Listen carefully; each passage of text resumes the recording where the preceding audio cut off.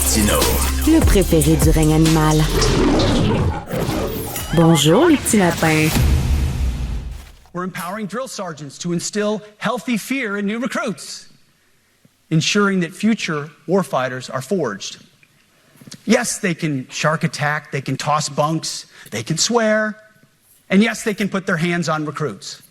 This does not mean they can be reckless or violate the law, but they can use tried and true methods to motivate new recruits, to make them the warriors. Ça, c'était Pete Hegseth, c'est le chef, en fait, c'est le ministre de la Défense ou de la guerre, comme on peut dire, qui dit finalement, entre les lignes, nos soldats, ça ne sera pas des momounes. Ça va être des vrais hommes, nos soldats, puis ils vont pouvoir remettre les recrues dans le droit chemin, puis être tough avec eux autres. Est-ce que l'armée américaine est trop woke, comme semble le dire Donald Trump? On va en parler avec le major Michael Boire, professeur adjoint d'histoire militaire au Collège militaire royal du Canada à Kingston et ancien officier de planification à l'OTAN. C'est pas rien, ça. Bonjour, M. Boire. Bonjour, M. Martineau. Qu'est-ce que vous pensez de cette sortie-là de Donald Trump et de Pete Hegseth?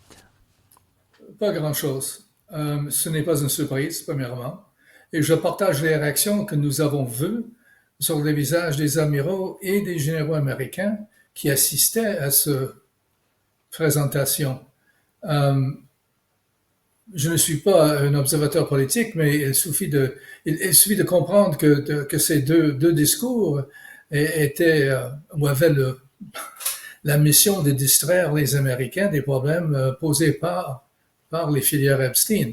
Alors, oui. L'approche de M. Hegseth, l'approche du président Trump, ne se tiennent pas debout. La notion d'abus, la notion d'être tough et dur, non, c'est pas ça qu'on fait chez nous au Canada. J'ai 44 ans de vie de soldat derrière moi. J'ai jamais vu d'abus qui n'étaient pas corrigés tout de suite. Et ces cas d'abus étaient très, très rares. Les Canadiens réagissent très bien au leadership, et un leadership qui est caractérisé par l'humilité et par le professionnalisme. OK, il semble dire, Donald Trump, ça va être des hommes maintenant qui vont diriger l'armée américaine et des hommes là, rasés avec les cheveux courts, des vrais hommes là, qui ressemblent à Clint Eastwood. Qu'est-ce que vous pensez de ça, là? J'imagine que dans l'armée, il y a des homosexuels, il y a des femmes dans l'armée, puis elles sont aussi, ces gens-là sont aussi vaillants que les hommes vantés par M. Trump. Ouais, ce que vous avez entendu, c'est l'approche trumpienne ou hegsethtienne, si vous voulez, ce qui est tout à fait darwinienne et qui est caractérisé par la stupidité profonde. Moi, j'ai 44 ans d'armée derrière moi, j'étais vieux soldat pendant très longtemps. Et je peux vous dire que le DEI, la diversité, l'équité et l'inclusion contribuent à la cohésion d'une unité militaire, contribue à l'entraînement et nous donne une opportunité d'être très opérationnel sur le terrain.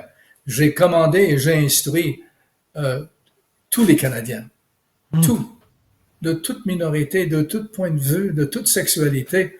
Et moi, je peux vous dire qu'ils sont excellents au moment qu'ils sont commandés par des professionnels, des gens qui comprennent la nature de l'esprit humain. Et je peux vous dire qu'ici au Canada, on a saisi, on a compris cette approche et c'est pour ça que le niveau de cohésion au niveau des armées canadiennes est très élevé. Et nous le voyons tous les jours en Latvie, nous le voyons tous les jours en Afrique, nous le voyons à travers le pays. Alors, tout ce qui est raconté par Hegseth et Trump, il y a un mot pour ça, mais je n'ose pas le dire sur la radio. Monsieur Boire, vous avez fréquenté, vous avez discuté au fil des ans avec aussi des militaires américains. Qu'est-ce que vous pensez que pensent actuellement les généraux? Là? On les a fait venir, tout le monde, là, de partout là, à travers le monde. On les a mis là, en Virginie. Ils s'attendaient à un discours extrêmement important. Selon vous, à quoi ils pensent, ces généraux-là, lorsqu'ils ont entendu M. Hegseth et M. Trump parler? J'ai servi, pour répondre à votre question, j'ai servi longtemps à l'OTAN et j'ai l'honneur de connaître beaucoup d'amiraux et de généraux américains. Et ils sont tous dévoués à la Constitution américaine, ils sont dévoués à le professionnalisme. Ce sont des gens corrects, ce sont des gens humains. Et malheureusement, ils sont pris avec un président et avec un ministre de la guerre qui sont pas comme ça du tout. Et encore une fois, c'est une distraction qu'ils montrent. Les armées américaines sont bien commandées. Est-ce qu'il y aura un effet trumpien ou un effet eggessetholien à l'intérieur? Je ne pense pas. La vie va continuer, le business de préparer pour la guerre va continuer. Et ces gens, encore une fois, je dois le souligner, les officiers américains, tous les soldats, les marins et les aviateurs et les marines américains sont dévoués à leur pays. Ils ne sont pas dévoués à ce président minable. Ben c'est ça, M. Boire, vous le dites bien, là, ils sont dévoués à leur pays. La loyauté d'un soldat, c'est envers son pays, c'est pas envers le président. C'est envers la mission, c'est de défendre la patrie. Et Dieu sait que chez nous, les Canadiens, on le comprend très très bien.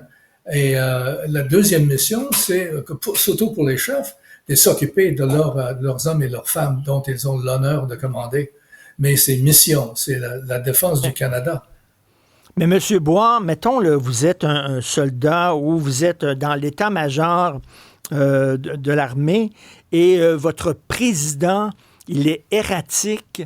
Votre ministre de la Défense, il prend des mauvaises décisions. Vous le savez que ce sont des mauvaises décisions. Ce sont des gens qui sont pas formés pour avoir le travail, pour avoir la job qu'ils ont. Jusqu'où les gens de l'état-major, les généraux, ont une liberté d'action? Jusqu'où ils peuvent critiquer leur président ou leur ministre de la Défense, ou alors même refuser d'obéir aux ordres parce qu'ils se disent que c'est des ordres qui sont absurdes. Ils ont le choix. Ils s'expriment. Si c'est une question de moralité ou de dévouement à la patrie, ils s'expriment, ils s'objectent et ils le font publiquement, et ensuite, ils s'en vont. C'est aussi simple que ça. Si on peut pas suivre, il faut partir. Mais encore une fois, c'est sur les questions de moralité, les questions de dévouement aux patries.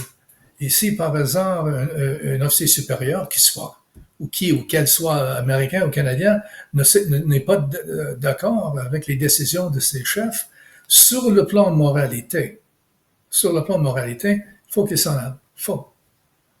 Et je l'ai vu et croyez-moi, c'est bon pour le moral de voir un général qui se tient debout, qui dit non, je le ferai pas. Mais on a hâte de voir si effectivement il y a des gens de l'état-major de l'armée qui vont se tenir debout et qui vont dire je m'excuse, mais je ne vous suis pas et je suis loyal envers mon pays et pas envers mon président. Merci beaucoup, M. Michael Boire, professeur adjoint d'histoire militaire au Collège militaire royal du Canada à Kingston et ancien officier de planification de l'OTAN. Merci.